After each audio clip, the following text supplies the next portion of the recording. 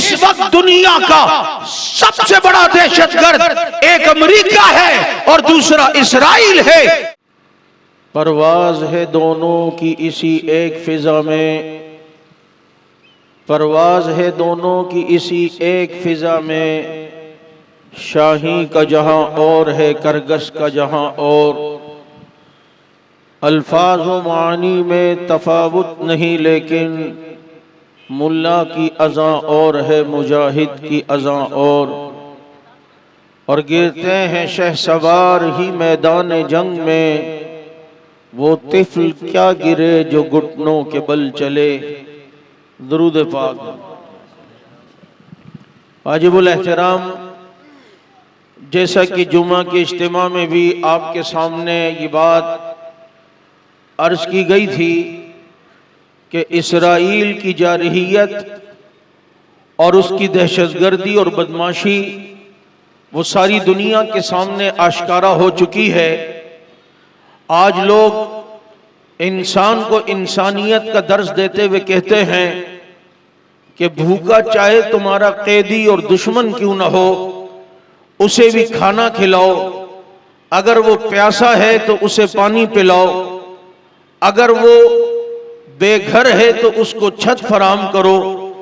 लेकिन इसराइल की जारहियत और उसकी दहशतगर्दी का यह आलम है कि एक काफिला जिसमें 40% मुसलमान और तकरीबन 60% गैर मुस्लिम है, 60-70 के करीब कश्तियां लेकर गजा के उन मुसलमानों की इमदाद के लिए जाता है जो मुसलमान आज कई दिनों से भूख प्यास और अफलास और तंगदस्ती के अंदर मुब्तला है, जो अपने प्यारों की जुदाइयों का सदमा सहे हुए हैं, जिनके घरों के लिए छत नहीं है, जो खुले आसमान के नीचे अपनी जिंदगी गुजारने पर मजबूर हैं।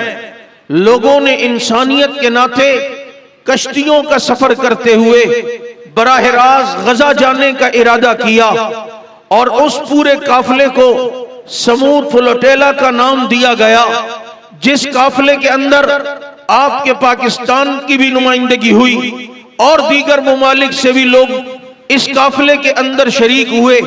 इनका मकसद इस्राइल पर हमला नहीं था, उसकी फौज से मुकाबला नहीं था, सिर्फ भूखों तक खाना पहुंचाना था, प्यासों तक पानी पहुंचाना था। जिनके घर पर छत नहीं है उन्हें खेमे फराहम करना था। लेकिन इस्राइल की दहशतगर्दी और इंसानियत से दुश्मनी इसका अंदाजा इस बात पे करे कि उस समूद फ्लोटेला उस काफिले को रास्ते में रोककर तमाम काफिले के अफराद को गिरफ्तार किया गया।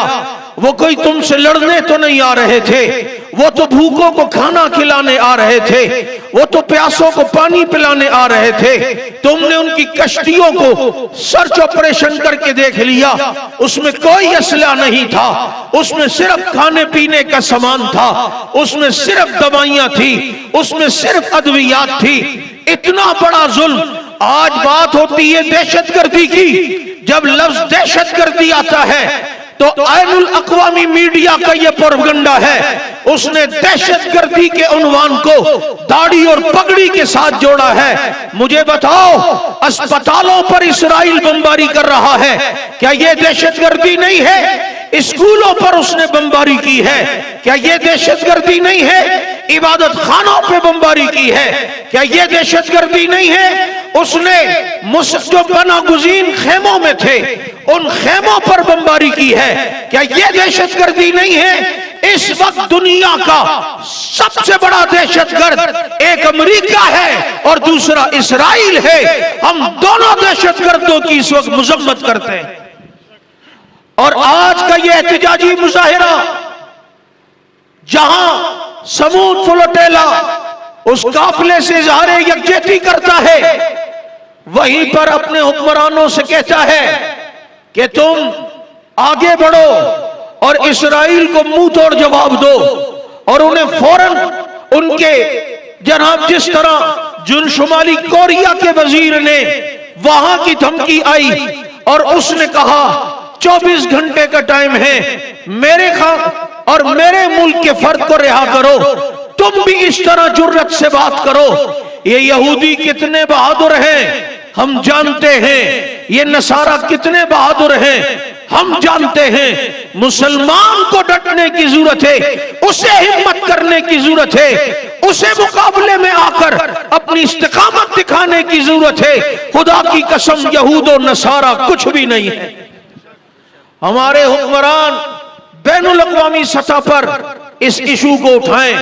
सिर्फ समूद फुलटेला काफिले की रिहाई का इशू नहीं, साथ साथ में फलस्तीन पर होने वाली इस्राइली जारियत, इसके खिलाफ भी आलमी सतह पर मुसलमान हुक्मरानों को अपना वाज़ेह किरदार, जुर्रतमंदाना किरदार अदा करना चाहिए। याद रखो, रोजी देने वाली जात अल्लाह की है। तुम ये परेशान ना हो कि जनाब हमारी मईशत का क्या होगा।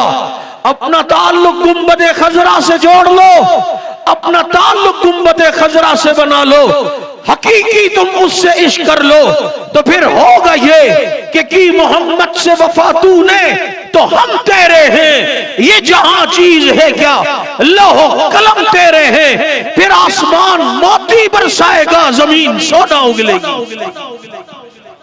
लेकिन अगर कोई ये सोचे कि इस्लामी तालीमात को पसे पुश डालकर यहूद और नसारा की खुदशुनूदी हासिल करके हम अपनी मईशत को मुस्तहकम कर लेंगे, ख्याल अस्तो महाल अस्तो जुनू, ऐसा कभी भी नहीं हो सकता है। इसलिए कि इज्जत के खजाने अल्लाह के पास हैं, रोजी के खजाने अल्लाह के पास हैं, बुलंदियों के खजाने अल्लाह के पास हैं। अल्लाह रब्बुल इज्जत से ताल्लुक तोड़कर तुम अगर अपनी मईशत मुस्तहकम करना सोचते हो, न कभी कल कामयाब हुए थे, न आज कामयाब होगे। आज का ये एहतजाजी मुजाहिरा समूद फुलटेला उस काफिले को जिसने इस्राइल ने अपनी सरबरियत का मुजाहिरा करते हुए गिरफ्तार किया है, हम मुतालबा करते हैं कि उन्हें फौरन रिहा किया जाए और अपने हुक्मरानों से कहते हैं इस पर भरपूर किरदार अदा करो। फलस्तीन की आवाज को आलमी सतह पर बुलंद करो और दूसरी तरफ पाकिस्तान की आवाम ये महसूस कर रही है कि शायद हमारे हुक्मरान इस्राइल को तस्लीम करने के लिए पर तोल रहे हैं। याद रखो, अगर ये गलती करने की कोशिश की, ये आवाम तुम्हें कभी भी नहीं बख्शेगी। ये पाकिस्तान हमेशा से इस्राइल को एक नाजायज रियासत तस्लीम करता है जिसने कब्जा किया हुआ है, और ये नाजायज रियासत जो इस खित्ते पर मारिज़े वजूद में आई, ये आलो सुन्नत वल जमात की अवाम, ये पाकिस्तान की अवाम ना इसे कल कबूल करती थी, ना इसे आज कबूल करती है। अगर ऐसा कोई इक़दाम हुकूमत की तरफ से हुआ इस्राइल को तस्लीम करने के हक में, तो उसके खिलाफ मैदान में निकलोगे, मैदान में आओगे। अल्लाह रब्बुल इज्जत हमें समझ अमल की तौफीक अता फरमाए।